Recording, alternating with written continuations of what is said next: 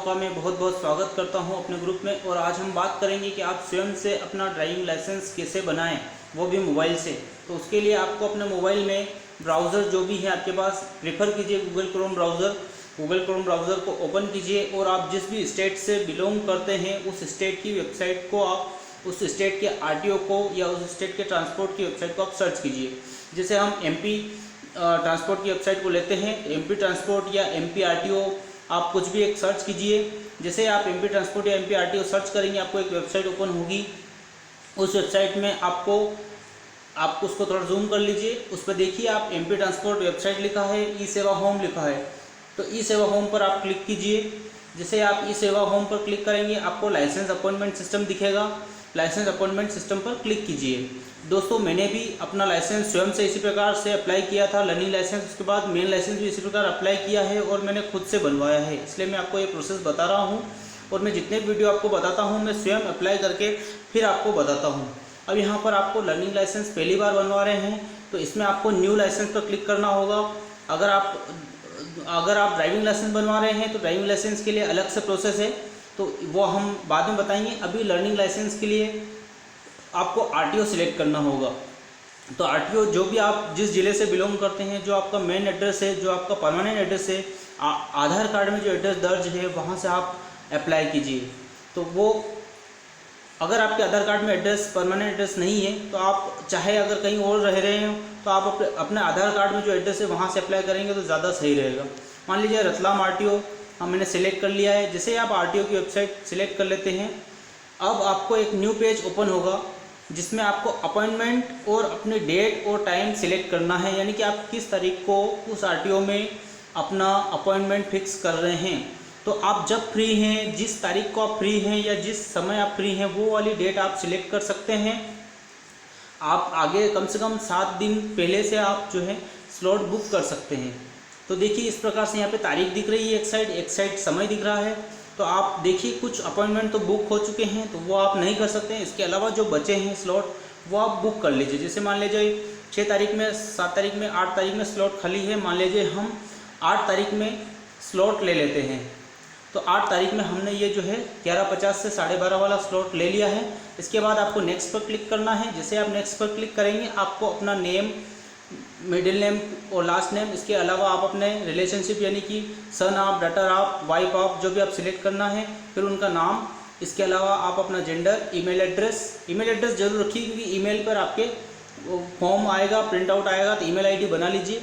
आधार number, अगर आधार number नहीं है तो आधार एप्लीकेशन नंबर, इसके अलावा डेट ऑफ बर्थ और ब्लड ग्रुप, और इसके अलावा बॉडी आइडेंटिफिकेशन मार्क और इमरजेंसी कॉन्टैक्ट नंबर और अपना मोबाइल नंबर। ये इंटर करने के बाद आप नेक्स्ट कीजिए। जैसे आप नेक्स्ट करेंगे तो आपको एक नया पेज ओपन होगा।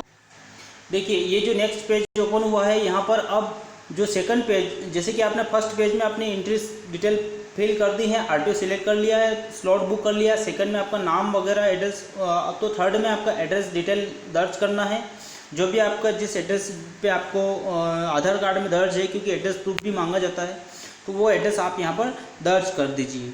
जैसे कि मैं सपोज़ करो कुछ भी एड्रेस यहाँ पे डाल देता हूँ और अपना जो भी आपने आरटीओ सिलेक्ट किया वो तो ऑटोमेटिक ले लेगा। और इसके बाद सेम एड्रेस करना है आपको, परमानेंट एड्रेस अगर सेम है तो दोनों सेम सिलेक्ट कर लीजिए, अगर नहीं है तो आप चाहें तो उसको वही रहने दीजिए, तो दोनों सिलेक्ट कर लीजिए। अगर आपका करंट एड्रेस और परमानेंट एड्रेस सेम है तो वो हो जाएगा। उसके बाद आपको नेक्स्ट पे क्लिक करना है। अब आप जैसे नेक्स्ट पे क्लिक करते हैं, जो लास्ट ऑप्शन है इसका ये आता है कि आप किस व्हीकल के लिए लाइसेंस के लिए अप्लाई कर रहे हैं। तो आप यहाँ पर देखते हैं मोटरसाइकिल विदाउट गियर। अभी ये पहला वाला ऑप्शन तो लगभग बंद हो गया है। अब दूसरा है मोटरसाइकिल विदाउट गियर, यानी कि इसमें आता है जो 50 सीसी से कम वाली, वो ऑप्शन बंद हो गया है। दूसरा है यानी कि विदाउट गियर, यानी कि इसमें आप स्कूटी वगैरह के लिए लाइसेंस बनवा सकते हैं। मोटरसाइकिल विद गियर इसके लिए, या फिर इसके साथ आप चाहें तो आप अपने 4 व्हीलर यानी कि जो लाइट मोटर व्हीकल है, नॉन ट्रांसपोर्ट, उसके लिए आप साथ में अप्लाई कर सकते हैं। अगर आप ट्रैक्टर ट्रेलर के लिए भी अप्लाई कर रहे हैं तो आप यहाँ से अप्लाई कर सकते हैं।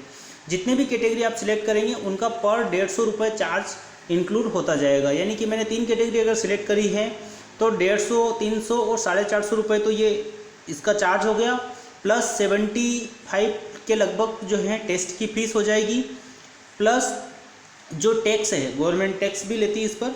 तो टोटल आपकी करीब विदिन 600 to 700 के अंदर, अगर आप 3 कैटेगरी सिलेक्ट करते हैं तो विदिन 600 मान लीजिए आप, अगर आप 4 कैटेगरी सिलेक्ट करते हैं तो करीब 700 से 750 मान लीजिए, मतलब लगभग यही जो है जो फीस आपको इसमें दिखेगी।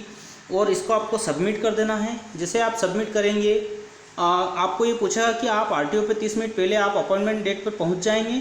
तो जैसे आप ओके करेंगे आपको नेक्स्ट पेज में ओपन होगा पेमेंट डिटेल्स, यानी कि आपको इतना पेमेंट करना है और आपको ये जो है यहाँ पर एक ID और ये ओपन हो गया है।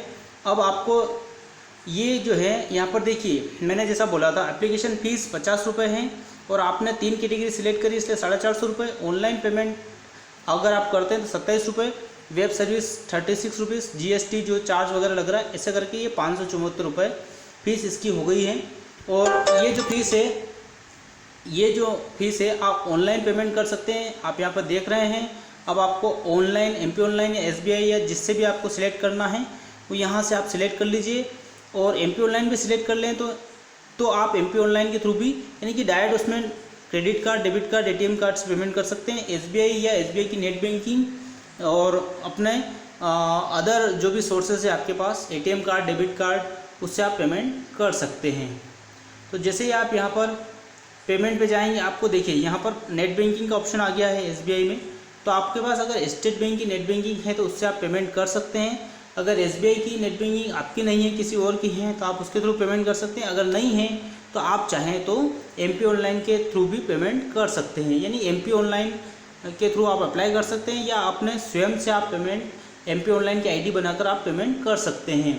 तो देखिए MP ऑनलाइन पे जब आप जाएंगे तो आप, ऐसा नहीं है कि किसी भी MP ऑनलाइन वाले के पास जाना पड़ेगा, आप स्वयं से एक ID बना सकते हैं कि नागरिक रजिस्ट्रेशन कर सकते हैं, उसके थ्रू आप अप्लाई कर सकते हैं और उसमें जो पेमेंट है वो आपके ATM कार्ड से, डेबिट कार्ड से हो जाएगा।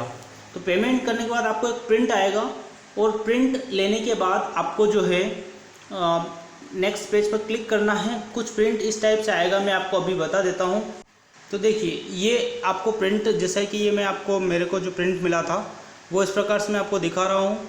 आपने जो RTO सेलेक्ट किया है, जो डेट सेलेक्ट करी है, डेट और टाइम यहाँ पर रहेगा। अब आपको यहाँ पे अपना फ़ोटो पेस्ट करना है।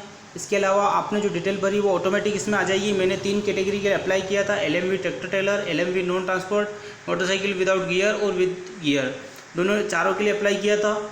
और इसके अलावा आपकी डिटेल तो इसमें रहेगी, आपको यहाँ पर कहीं कुछ जगह साइन करना है खाली, और सिग्नेचर करने के बाद ये फॉर्म जो है आपको इसमें एड्रेस के लिए आपको आधार कार्ड साथ में लगाना होगा और आप 10th की सर्टिफिकेट भी आप साथ में लगा सकते हैं। और इसके अलावा अदर जो भी आपके पास अगर डॉक्यूमेंट है तो वो आप यहाँ पर एड्रेस प्रूफ और आइडेंटिटी प्रूफ, जैसे कि दोनों यहाँ पर लिस्ट दे रखी है, वो आपको डॉक्यूमेंट इसके साथ अटैच करके आपको जिस दिन आपने अपॉइंटमेंट लिया है उस डेट पर आधे घंटे पहले वहाँ पर RTO में उपस्थित होना। और वहाँ पर आपका टेस्ट होगा सिंपल सा, जिसमें कि आपको सिग्नल साइंस के बारे में पूछा जाएगा। और सिग्नल साइंस के बारे में सिंपल सा है कि आप ऑनलाइन भी सर्च कर सकते हैं कि कौन कौन से साइन कैसे होते हैं, बहुत प्रकार के साइन हैं और ये सब RTO में भी लिखे रहते हैं, वहाँ पर बिल्कुल पेंट किए हुए रहते हैं या फिर वहाँ पर वो पोस्टर लगाए हुए रहते हैं। आप वहाँ पर अच्छे से स्टडी कर लीजिए, अच्छे से पढ़ लीजिए। और उसके बाद आपको एक टैबलेट पर एक टेस्ट होगा ऑनलाइन, जिसमें 10 क्वेश्चन रहेंगे, 10 में से आपको 6 सही करना है। और आपने अगर अच्छे से पढ़ लिया है तो आप 6 से ज़्यादा आराम से सही कर सकते हैं और बहुत इजीली आपका लर्निंग लाइसेंस इस प्रकार से कंप्लीट हो जाएगा। और वो आप उसको ऑनलाइन डाउनलोड कर सकते हैं। वापस से आपको लर्निंग लाइसेंस लेने के लिए वो RTO जाने की ज़रूरत नहीं है।